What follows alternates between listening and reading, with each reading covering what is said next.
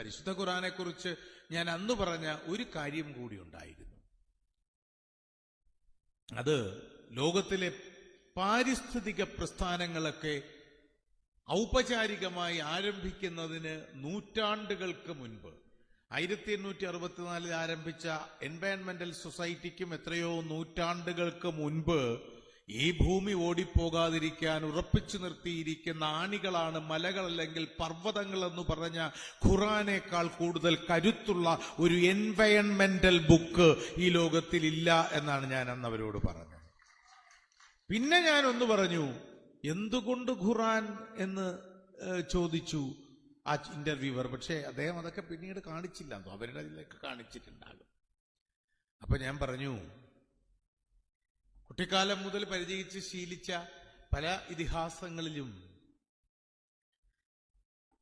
സ്ത്രീയുടെ ആദ്യത്തെ തെറ്റ് തന്നെ ശിക്ഷിക്കപ്പെടുമ്പോ, മനുഷ്യന്റെ രണ്ടാമത്തെ തെറ്റ് ശിക്ഷിക്കപ്പെടുമ്പോ, രാജാവിന്റെ 50ാമത്തെ തെറ്റ് ശിക്ഷിക്കപ്പെടുമ്പോ പുരോഹിതന് 1000 തെറ്റുകൾ ചെയ്യാം എന്നുള്ളതാണ്.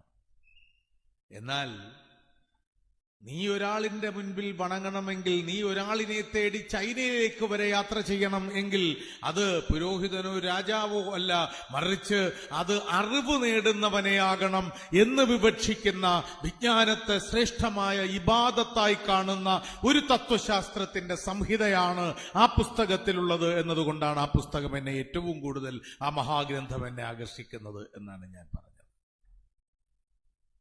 മാത്രമല്ല, സ്വർഗത്തിലേക്കുള്ള നിശാപ്രയാണ വേളയിൽ ചിലരുടെ ചുണ്ടുകൾ അഗ്നിക്കത്രികകളാൽ അരിഞ്ഞിരിക്കുന്നത് കണ്ട് നബി സല്ലല്ലാഹു അലൈഹി വസല്ലം ജിബ്രിൽ മാലാഖയോട് അബൂ ത്വാലിബിന്റെ സാന്നിധ്യത്തിൽ ചോദിക്കുന്നുണ്ട്, എന്തുകൊണ്ടെങ്ങനെ എന്ന്. അതിന് പറയുന്ന മറുപടി, പണ്ഡിതന്മാരാണവർ, പക്ഷേ പറയുന്നതൊന്നും ജീവിതത്തിൽ പ്രയോഗിക്കാതെ, പറയുന്നത് പ്രവർത്തിക്കാത്തത് കൊണ്ടാണ് അവരുടെ ചുണ്ടുകൾ അഗ്നിക്കത്രികകളാൽ അരിഞ്ഞിരിക്കുന്നത് എന്ന്.